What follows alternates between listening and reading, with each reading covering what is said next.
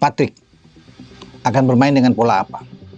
Saya pikir dia akan, kalau bermain dengan pola lebih menyerang, sebagaimana yang pernah alami di masa dia sebagai pemain, ya baik di Ajax, di Milan, Barcelona, tentunya di Newcastle, terakhir di Lille. Patrick kan seorang penyerang, ya striker, dan dia pasti lebih cenderung untuk lebih suka dengan gaya attacking football, gaya tim Oranje, gaya tim Belanda. Nah, kalau bermain dengan lebih attack, 4-3-3 adalah formasi yang paling pas sebenarnya.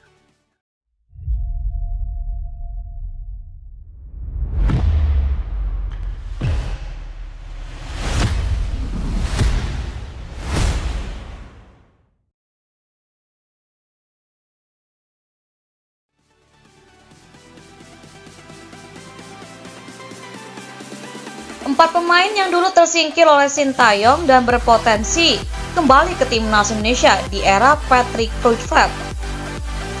Halo pencinta sepak bola, sebelum kita lanjut tentang empat pemain yang dulu tersingkir dan sekarang berpotensi kembali ke timnas, jangan lupa subscribe dan tekan tombol loncengnya agar tidak ketinggalan berita-berita berbobot lainnya, tentunya dari dunia sepak bola.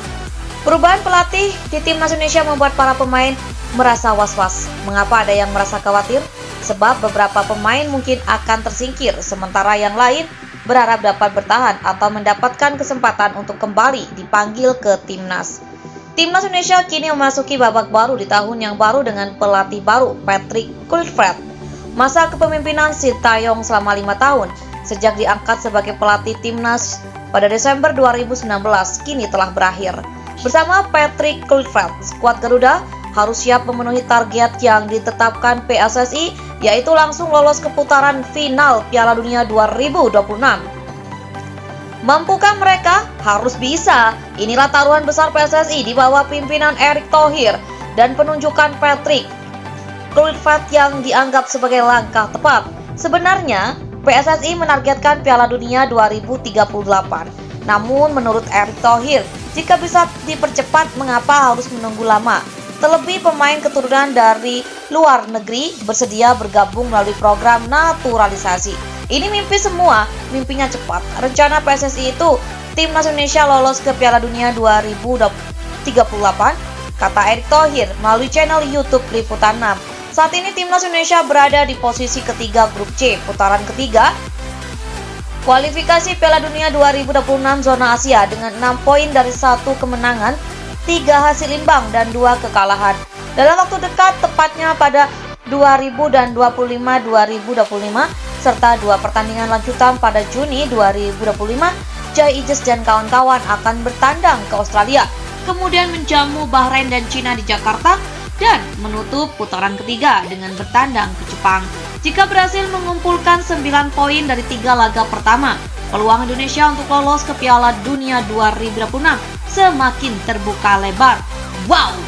Mengingat waktu yang singkat, Patrick Kluivert harus bergerak cepat menyiapkan tim. Mantan pemain depan Barcelona itu kemungkinan akan memanggil semua pemain, termasuk mungkin beberapa nama yang sebelumnya terpinggirkan di era Sintayong. Dari sejumlah nama tersebut, setidaknya ada 4 pemain yang menjadi pertimbangan Patrick Kluivert untuk kembali ke timnas Indonesia. Siapa saja keempat pemain tersebut? Pertama, ada Mark Klok. Walaupun usianya sudah menginjak 31 tahun, Mark Klok tetap menunjukkan kebugaran yang prima.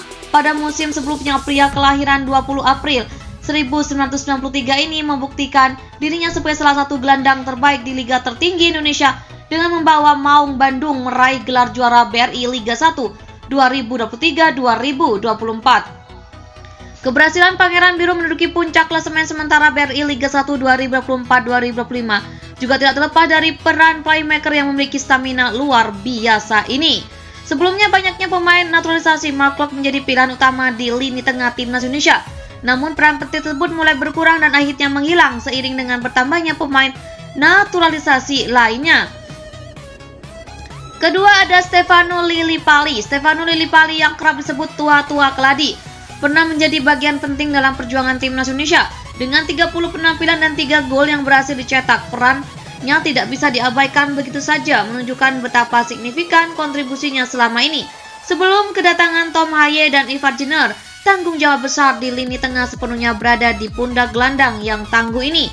Di posisi tersebut, Stefano bekerjasama dengan McCulloch membentuk duet yang solid untuk memperkuat lini tengah tim. Ketiga ada Elkan Bagot. Setelah Sintayong tidak lagi menjabat, kemungkinan Elkan Bagot akan bergabung kembali. Memang benar nama Elkan Bagot kembali menjadi sorotan dengan hadirnya Patrick Kluivert sebagai pelatih baru timnas Indonesia. Sudah menjadi pengetahuan umum bahwa perseteruan dengan Sintayong membuka peluang bagi bek jangkung dari Ipswich Town, Inggris itu untuk kembali membela Panji Merah Putih. Pengalaman panjangnya di Liga Inggris dan popularitasnya saat memperkuat skuad Garuda menjadikan defender berusia 22 tahun ini sangat dinantikan kehadirannya oleh para penggemar setiap tim nasional di tanah air, khususnya oleh publik di Stadion Utama Gelora Bung Karno, Jakarta. Dan yang terakhir ada Iranto Rahmat. Peluang untuk kembali bergabung dengan timnas Indonesia memang kecil, terutama karena persaingan yang sangat ketat di posisi back. Banyak pemain berbakat yang bersaing untuk mendapatkan tempat di tim nasional, sehingga kesempatan bagi pemain tertentu menjadi semakin sempit. Namun dalam dunia sepak bola, segalanya bisa terjadi dan perubahan dalam formasi atau strategi tim bisa membuka kesempatan bagi siapa saja. Patrick Kluivert tampaknya lebih memilih untuk tetap menggunakan pemain seperti Jay Eagles, Kevin Dix, Max Helger, Kelvin Verdong, Justin Habener, dan Rizky Ridho. Mereka adalah pemain yang sudah menunjukkan performa yang konsisten dan memiliki pengalaman bermain di level internasional. Dengan usia yang masih 25 tahun dan pengalaman yang cukup bersama tim nasional, Rahmat Irianto merasa siap secara fisik dan mental jika Patrick Kluivert memutuskan untuk memasukkannya dalam rencana besar tim. Pengalamannya di lapangan dan kemampuannya main sebagai bek dan gelandang bertahan bisa menjadi nilai tambah yang dipertimbangkan oleh pelatih. Optimisme dan kesiapan adalah kunci agar setiap pemain bisa memanfaatkan peluang yang datang meski